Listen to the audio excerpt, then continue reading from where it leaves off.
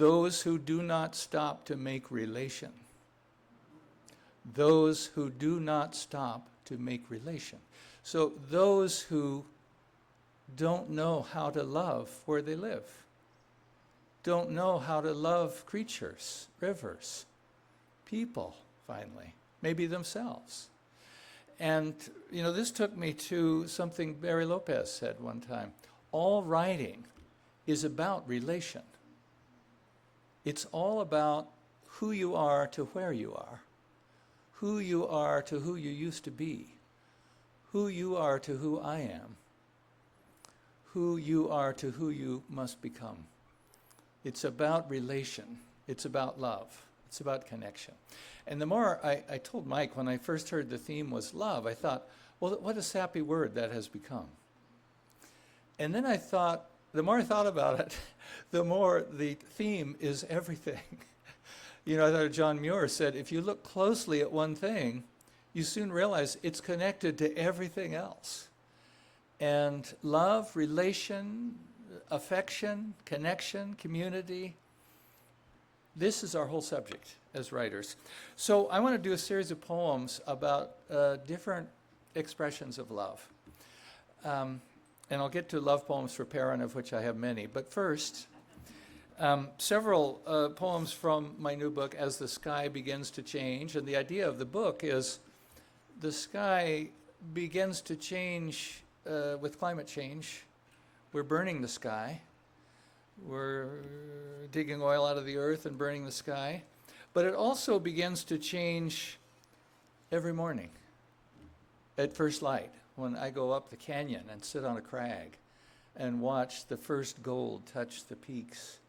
That's how the sky begins to change. That's how we begin to change. We get to have a new beginning each day. So in honor of that, I'll read the first poem in the book. It's called For the Birds Singing Before Dawn. Because in the morning I go out to my writing shed, it's dark, I'm working away there, and I heard this bird beginning to sing, and I thought, what are you doing? It's still night. Why are you singing? And then I realized, for the bird singing before dawn. So this is my love poem to this little bird. Some people presume to be hopeful with no evidence for hope, to be happy when there is no cause. Let me say now, I'm with them. In deep darkness on a cold twig in a dangerous world, one first little fluff utters a peep, a warble, a song, and in a little while, behold, first glimmer shows, then a glow filters through misty trees, then the bold sun rises, then everyone starts bustling about. And that first crazy optimist, can we forgive her for thinking dawn by dawn, hey, I made that happen. And oh, life is so fine. So for that little bird, well, a few more love poems from this book. One for my English teacher. You know, when you're a writer, eventually people say, how did you start writing? Was it your father? No. It was Scholastica, my 11th grade English teacher. This is called, her name was Scholastica, but she went by Scully.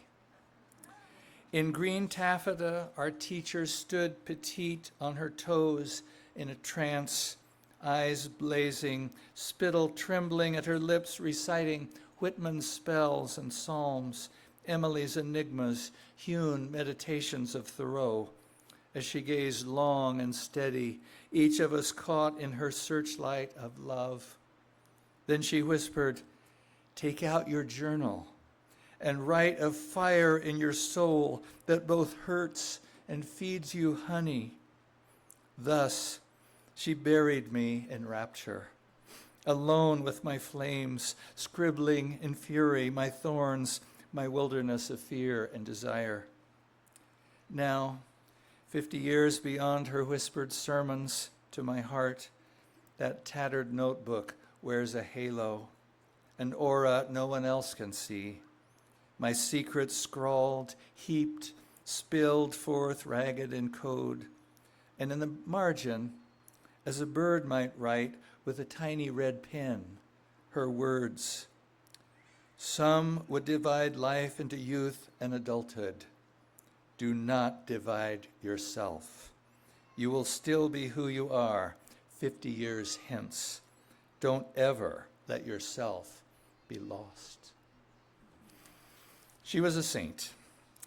Okay, this next one is a love song for someone I will never meet, but I feel kinship with.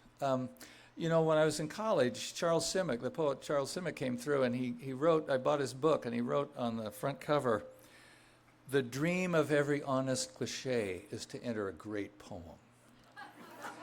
And so, you know, in my little notebook, I write down cliches. I think about that. What does that mean? And one day I wrote down, "This conversation may be recorded for quality assurance."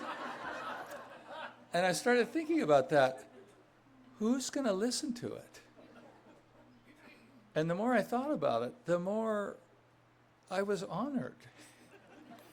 This conversation may be recorded for quality assurance. I'm glad somebody cares.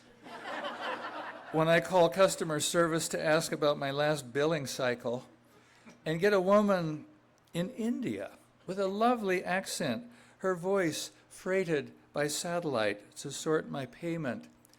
How can I help you? And after we delve into enigma, beyond our conversation, somewhere later, far away, someone else prepares to listen for quality assurance. Maybe it's a mother in North Carolina trying to make ends meet, or an immigrant in Chicago moonlighting to send money home. Think of it. We send our voices to mingle out there beyond this great emptiness, speaking our oldest human contact. Can I help? And then, alert to the timbre of a human voice, someone attends to how certain syllables may assure the quality of our essential bond. Okay, we're in horse country. I was just down visiting Ken Hunt, and we talked about horses a lot this morning down in Naha. And this took me to this poem. We were in Iceland, and we were walking in a field, and a herd of about 20 horses just got all excited. They had to come and see us, and they had to surround us, and they had to shower us with love. There's no other way to say it. They just had to, touch us and be touched. And so this is called Horses of Iceland. Maybe you know Icelandic horses, they have two gaits that no other horses have. They're able to cross rough ground in a certain way. And if an Icelandic horse leaves Iceland, they can never return. It's a breed that's kept very, very pure. So this is Horses of Iceland, Íslenski hesturinn. Deep in the dark age when Vikings chose which breed to board their ship for Iceland, none but tough would do. No more than 14 hands in height, sure-footed for broken ground, born with a gait for every obstacle, an easy keeper, sturdy in winter, yet warm, kind, holding kinship with human touch, a horse to stand on deck fearless as waves heave and wind shrieks, bold in storm, yet ready from myth and saga to step down the slope to meet us yesterday, curious to nibble our sleeves, his herd of 20 crowding closer all around us, noses needing rub and scratch, chins lifted for any touch we might return by the old covenant between their kind and some Viking in us yet, asking with their eyes and turn of head, we are with you wherever you may venture. We were so honored by those horses. Okay, maybe two more poems from this book, and then I'll get to the real love poems.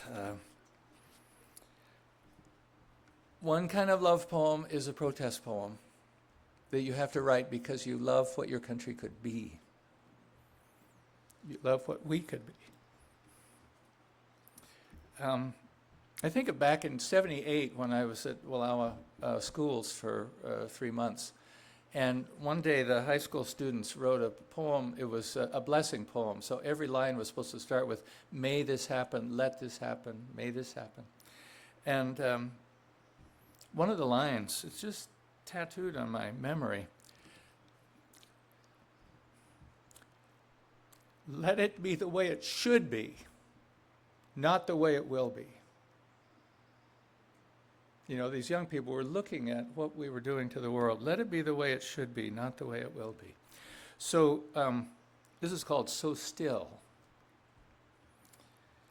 They took Eric for a cigarette. They took George for a $20 bill. Brianna is gone because they didn't like her door. Who will be the next to lie so still? They took Ahmed for running. They took Laquan because he walked away.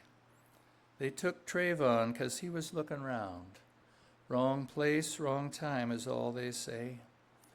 They took Emmett for a whistle. They took Medgar for a word. They took Martin because they didn't like his dream. Again, they said that it's time that dream's deferred. So still, so still. Did they kill you for a thrill? So still in your casket, so silent and so chill. They took away your laughter, let us keep our tears. They took you in your troubles, in your tender years. They took you for your color, that's how it appears. And when will we decide true justice to fulfill before we let another lie so still? All kinds of love poems. Well,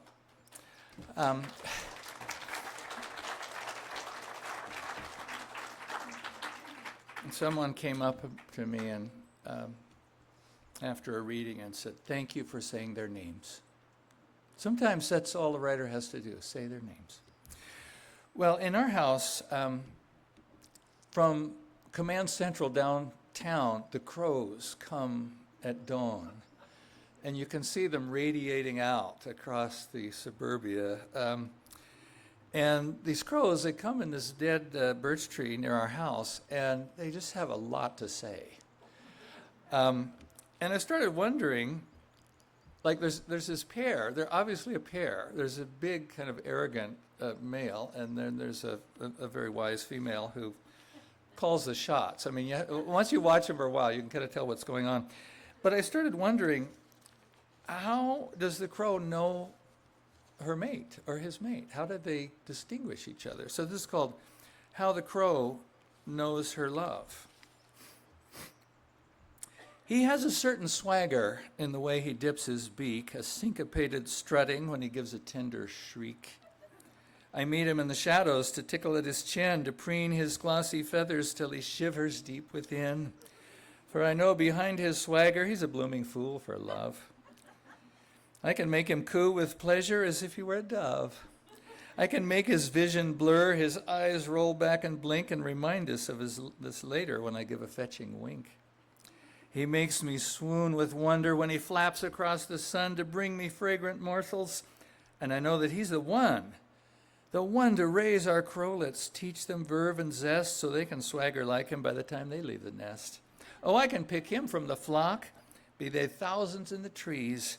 He makes my heart beat faster and go weak in wings and knees.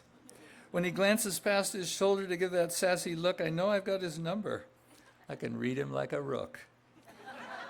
But how these humans find each other is an ancient mystery.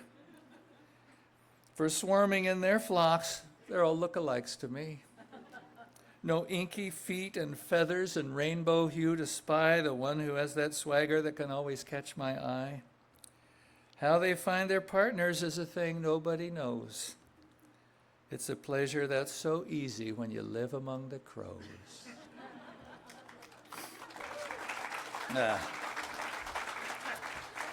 Okay, so I got into self-publishing these little books, and so I'd done 3 or 4 of them, and my beloved parent one day said, well, you got all those love poems for me, why don't you make a book of those?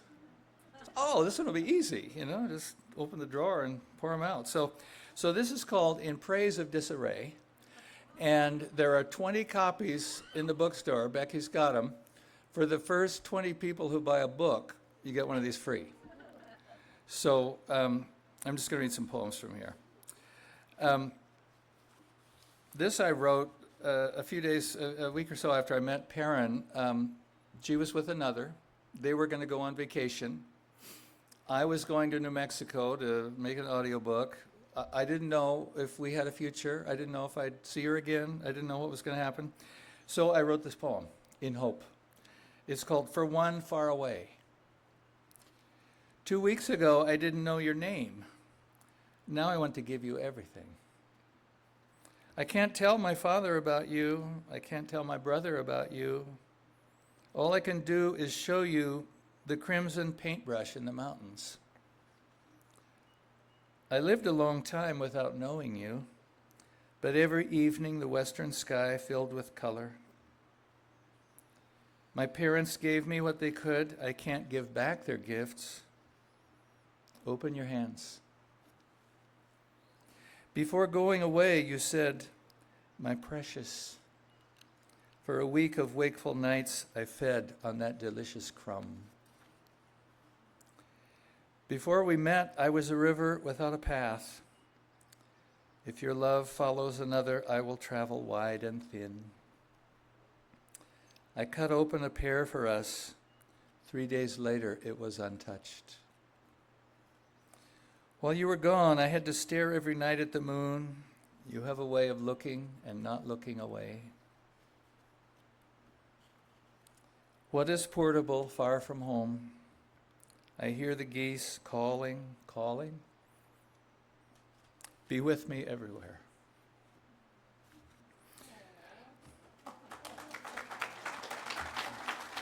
So, when you have love in your life, it sort of gets into everything you see. And I was driving to a meeting with the dean. I'd been at a meeting downtown. I was driving to a meeting with the dean. I looked up through the windshield, and there were these two balloons sort of dancing upward toward heaven.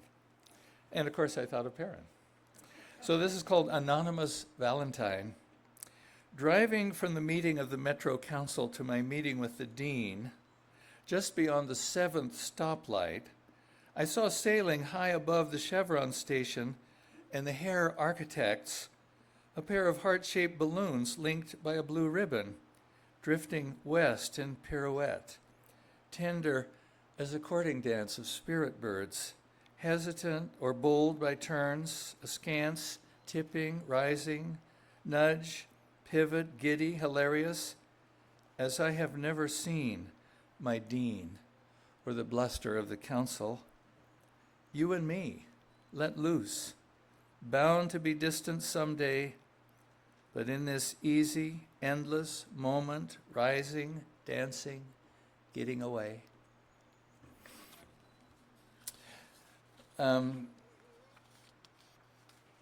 Okay, so, again, this is a poem. It's about a magnet, but it's for my beloved. I mean, sir, I think I've told some of you that when I became Poet Laureate, the last reading that my predecessor gave, Elizabeth Woody, she said this little idea that just became huge in my life. And I think it's really in the spirit of Fishtrap. She said, the more I do poetry, the less it's about what the poem is and more who the poem serves. So, writing is directional. It's not an artifact. It's not a jewel. It's not a work of art.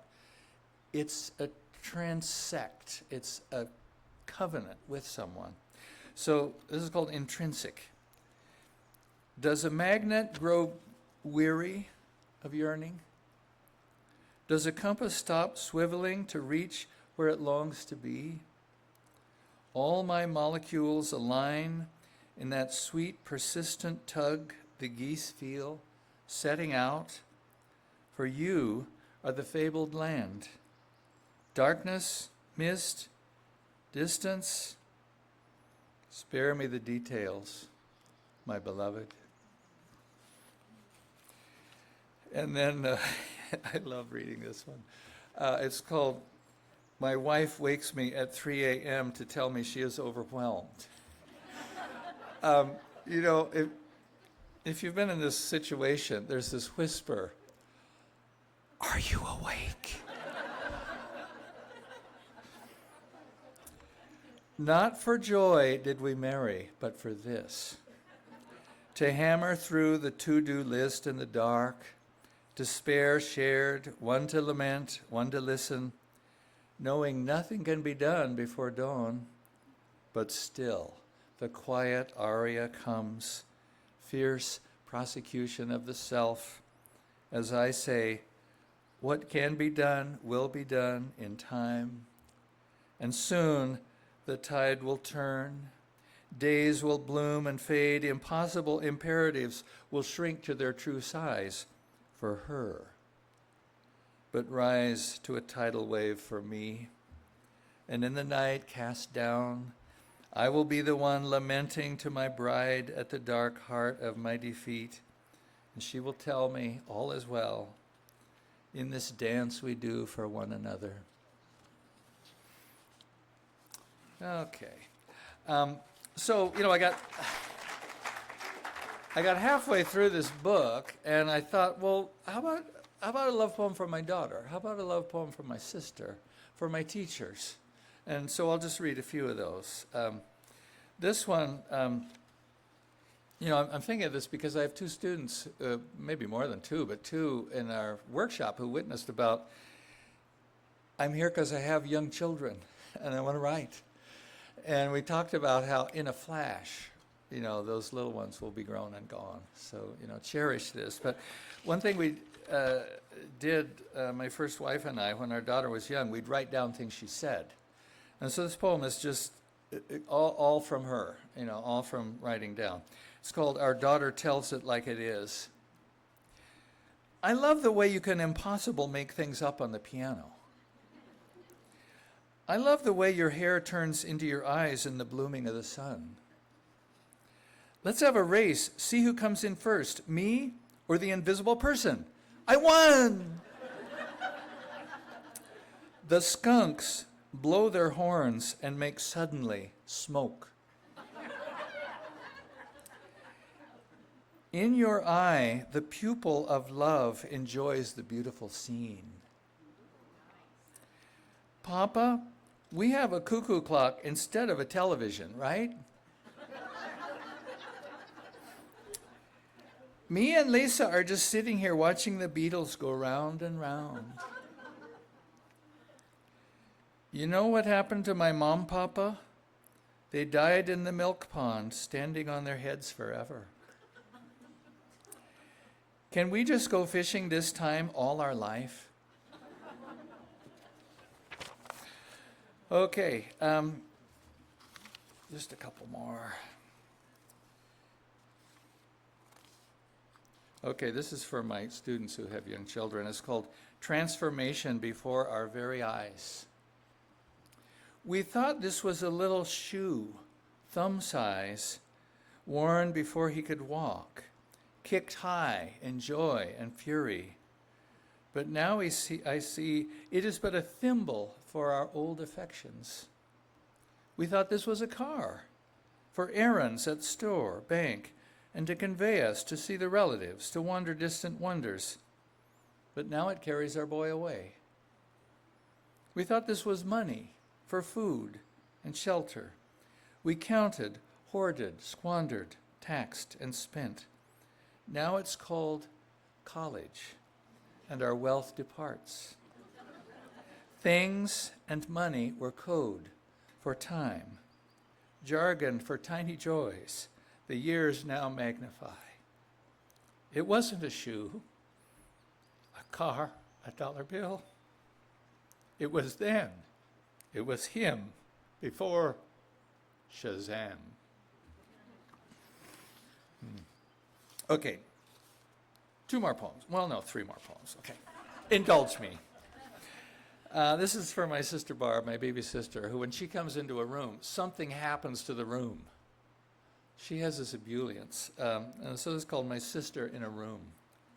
And I just want to say, you know, when I was Poet Laureate, my standard optional homework for a moment like this would be Think of someone in your life who needs a poem, and then make a poem for that person, and give that person a poem. Or think of a place that needs a poem. Think of a cause that needs a poem.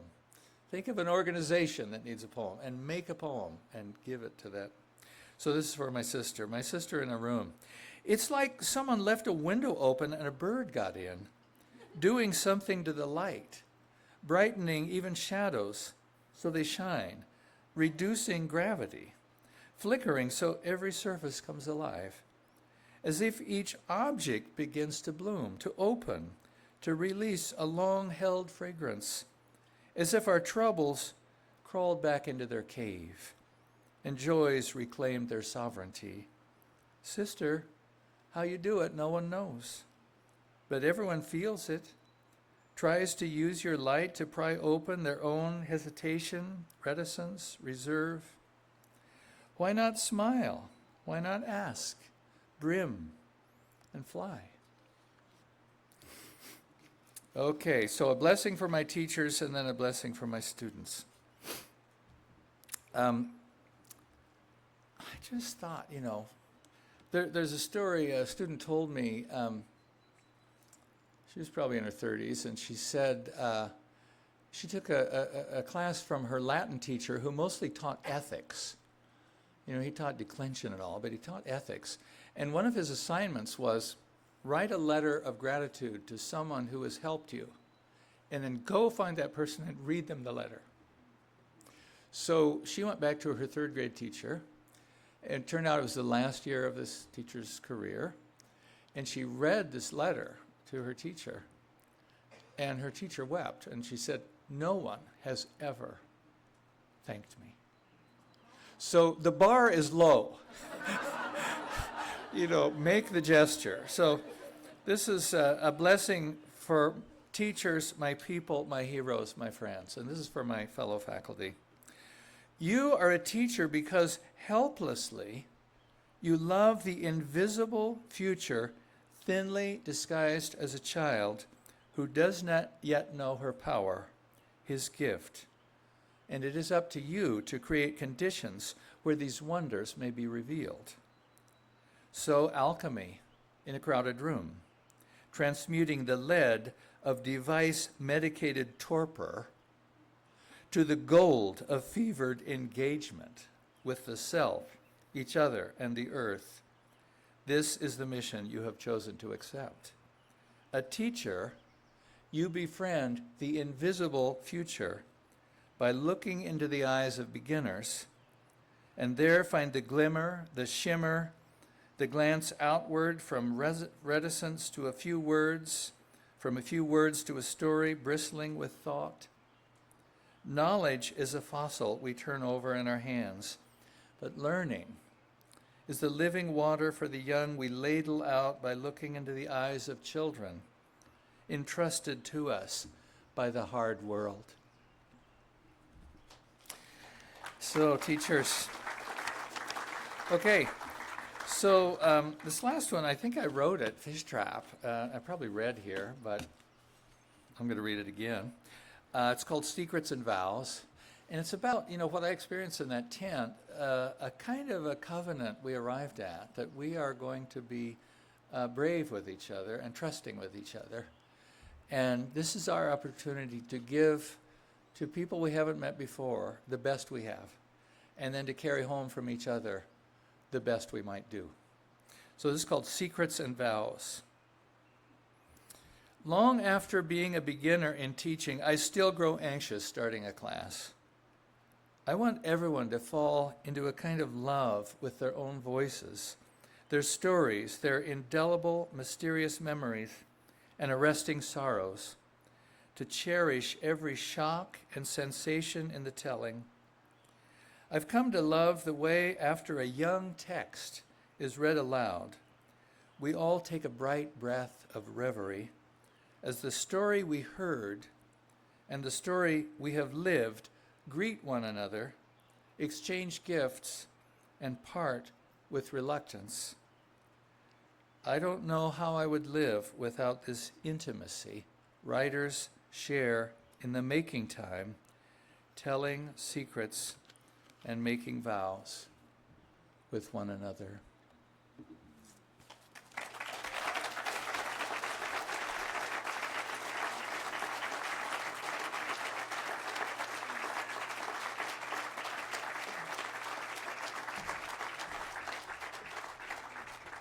All right, thank you, Kim. The tone is set for the week. I hope you all enjoy this first night and are feeling comfortable and welcomed, and now we begin this journey.